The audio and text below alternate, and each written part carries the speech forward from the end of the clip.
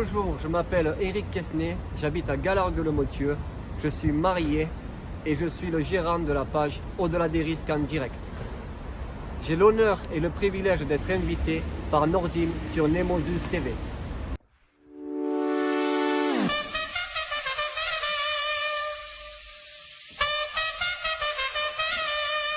Bonjour et bienvenue sur Nemosus TV. Nous avons l'honneur et le privilège d'accueillir Eric Quesnay. Eric Quesnay, bonjour. Bonjour. Merci d'avoir accepté l'invitation.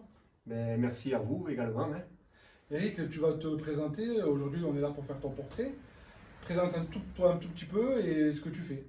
Alors, je m'appelle Eric Quesnay et j'étais producteur de films touring pendant à peu près 15 ans. J'ai sorti des films annuels sur les anciros, les abrevados et les bandidos. Donc c'était des films qui duraient 1h30, 2 heures sur de la musique. Et il n'y avait que des accidents de taureaux, des accrochages, des bons enfants.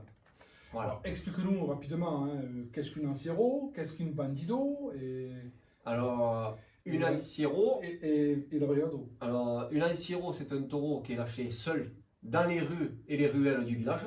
Donc la place, les rues, c'est vraiment un parcours sur goudron au centre du village. Voilà. Après, il y a l'abrivado. Donc l'abrivado, c'est le matin. En général, on fait un petit déjeuner au pré. Et on amène, à l'époque, c'était les 7 taureaux de la course qu'on amenait aux arènes pour faire une course camarguaise, des 7 cocardiers. Et la bandido, c'était le soir, quand la course était finie, qu'on bandissait les 7 taureaux qui repartaient au pré. Ça, c'était la bandido. D'accord. C'est la différence. D'accord, afin que tes spectateurs puissent comprendre réellement ce que la culture taurine propose. Mais spécifiquement, aujourd'hui, on va parler de la culture comment on appelle ça, taureau des rues, le bus al carrer en espagnol. Voilà, c'est ça. Parce que tu proposes aussi des voyages en Espagne. Exactement. Donc, ça faisait une paire d'années, avec mes parents également, mon grand-père, on a toujours été en Espagne, voir des anciros, comme la mythique anciro de San Fermin, Pampelune, qui est connue dans le monde entier. Et je me suis dit, il faut faire connaître cette culture taurine aux Français. Parce que j'ai beaucoup de personnes dans mon village, par exemple, mais sorties du village, les taureaux, ça n'existe plus. Comme on dit, on passe à l'Est, il n'y a plus de taureaux. Ou Montpellier, c'est fini. Alors que non, les taureaux, c'est mondial. Bien sûr, il y a l'Espagne, le Portugal, il y a les pays comme le Pérou, la Colombie, l'Amérique du Nord, l'Amérique du Sud. Il y a des taureaux un peu partout dans le monde entier. Donc moi, mon contexte, c'était d'amener 7, 8 Français, en général c'est des amis, ou qui ne connaissent pas forcément, et je leur dis, il faut que vous passiez la frontière, découvrir vraiment ce qu'est une anciero. Parce que les ancieros, bien sûr, ça vient de l'Espagne, de la région de Navarre, comme en Pampelune, ou beaucoup à Valencia, où on fait des ancieros et des exhibitions de taureaux cyrils. Donc un taureau cyril, si vous voulez, c'est des taureaux de combat. Par contre, c'est neuf. Ça n'a jamais vu l'homme. Ça sort d'une caronne, c'est une caisse fermée. Le taureau n'a jamais vu l'homme et il sort en pleine place. Par contre, en corne nue. Il n'y a pas de protection comme chez nous en France. Au-delà des risques en direct. Donc, tu as à peu près entre 700 et 800 vues en direct quand tu es sur le vif du sujet, quand tu es en pleine... Oui, sur les réseaux sociaux, donc oui, en live, j'arrive à accumuler 500, 600, 700 personnes. Ça dépend de ce que je propose également, si la sirop est bonne, pas bonne. C'est en général, les personnes qui regardent connaissent les villages. Et on sait par exemple que si je filme l'Anciro d'Alès, il va y avoir plus de monde que si je filme une petite Anciro dans un village où il n'y a pas trop d'ambiance. C'est selon l'ambiance en fait et selon le village que je pense que les personnes se connectent. Donc la culture taurine, le taureau des rues, ça part on va dire, des petits villages locaux dans le Gard jusqu'à Béziers. Oui, c'est à peu près ça. Bon, après Béziers, il n'y en a pas. Mais oui, les villages d'alentour comme Pézenas, Lansargues, Lunel, Lunel-Viel, tout le bas de l'Hérault, il y a des anciros, également dans le 13. Et vraiment dans le Gard aussi beaucoup. Par contre, elles sont en train de diminuer. Il y a de moins en moins d'anciros. Et justement, ben, on rebondit là-dessus.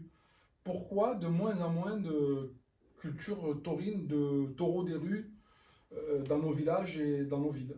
Alors, je pense qu'il y a une histoire d'assurance, bien sûr, parce que l'assurance a multiplié par 3, par 4, voire 5 fois. Les managers n'arrivent plus à s'assurer. Et le maire, je ne veux pas se mouiller, entre guillemets, le maire du village préfère faire quelque chose de fermé, sécurisé, que de faire des parcours avec des rues, des trottoirs, où c'est dangereux et risque d'avoir un peu plus d'accidents. Toi, en off, tout à l'heure, on discutait, tu avais une proposition. Parle de ta proposition, c'est Alors important. oui, moi la proposition serait de prendre un exemple comme en Espagne, parce que bon, j'ai la chance d'y aller tout le temps. Son précurseur. Voilà, donc en fait, le principe serait de vraiment sécuriser les lieux, d'avoir deux, trois personnes qui surveillent, qui seraient peut-être reliées avec la police municipale du village, voire la gendarmerie si vraiment il y a un gros incident, et surveiller si une personne a bu, se balade avec une canette ou s'il y a un problème, de la sortir de suite. Et essayer de ne pas trop inciter la personne, parce que je vois souvent, moi, des personnes qui disent allez, allez, approche, approche. Souvent des étrangers, des gens qui ne sont pas d'ici, qui sont de Lyon, de Paris.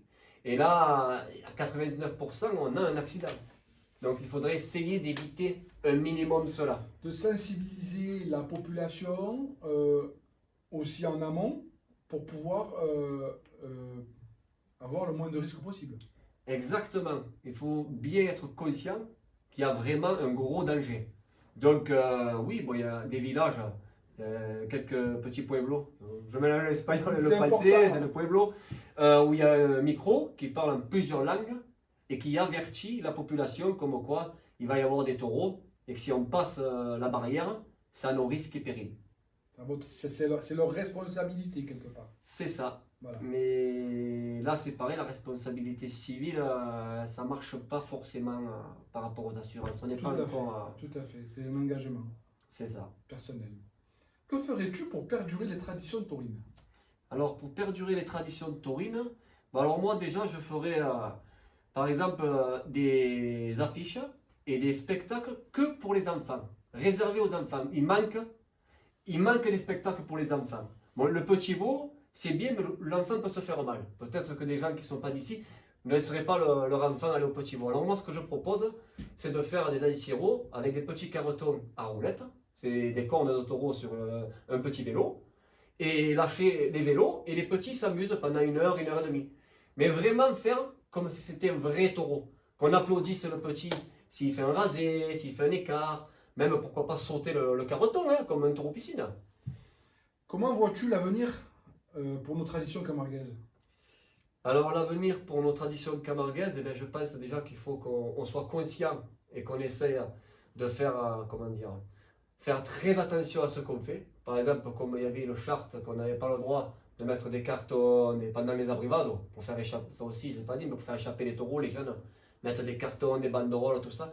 Il faut essayer de le faire intelligemment et que ce ne soit pas trop dangereux pour les gardiens et pour la population. Parce que sinon, bien sûr, on n'aura plus rien à force. Et il y a aussi un autre cas, ce serait, comment ça, je ne sais pas trop le formuler. Essayer de maintenir, essayer de garder tout ça, parce que on m'a beaucoup parlé que ça finirait qu'avec des journées en pays. Alors pour moi, des journées en pays chez le manager, parce que l'assurance se prenait en compte chez lui, mais pas à l'extérieur. Alors moi, ce serait la mort définitivement des traditions, parce que le principe des traditions, c'est on remonte dans les années et on fait perdurer. Donc une abrivado et une bandido, on sort de la manade et on va dans le village montrer les taureaux aux habitants. Si c'est pour rester dans une manade, je ne vois plus l'intérêt de la tradition. Voilà, pour moi, il faut que ça continue dans les rues. Pourquoi les anciros et non la course camarguaise? Donc tu viens d'y répondre quelque part. Eh bien, moi, la course camarguaise, alors la course camarguaise, c'est quelque chose de définitif. On va dans une école taurine, on apprend à raseter si on veut devenir rasetteur.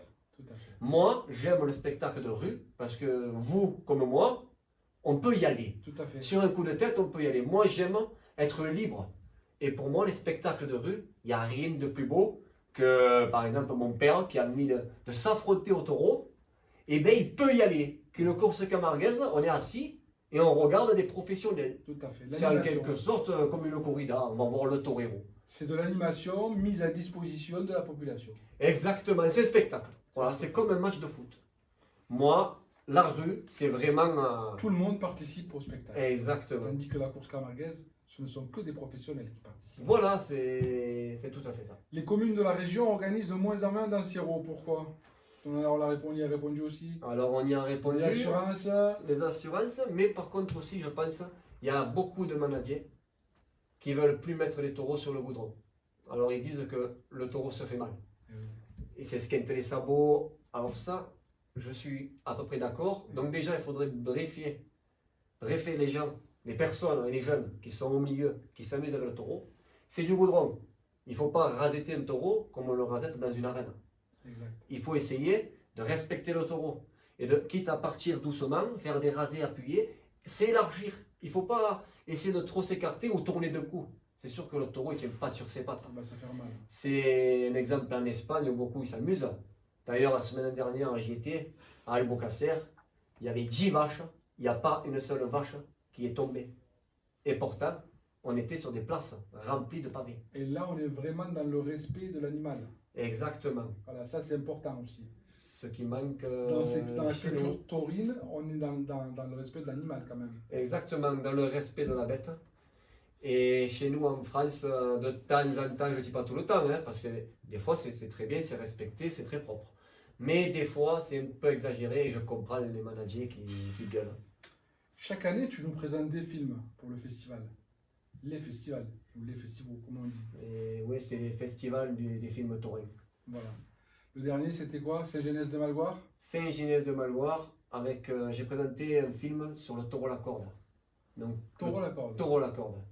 On appelle ça taureau à la bourgine. D'accord, donc ce qui correspond à. Donc c'est un taureau qui est attaché avec une corde Oui. et qu'on le promène dans le village. D'accord. Chose qu'on a fait perdurer pendant plus de 150 ans.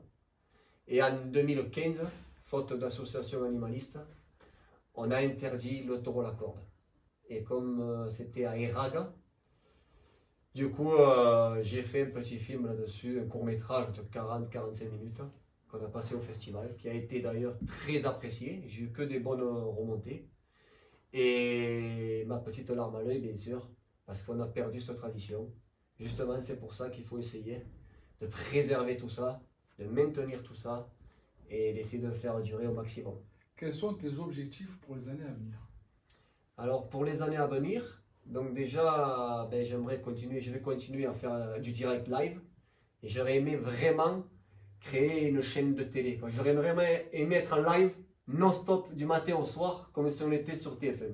Tauril TV. Ouais, Tauril TV, c'est comme Excusez-moi, j'étais obligé de le...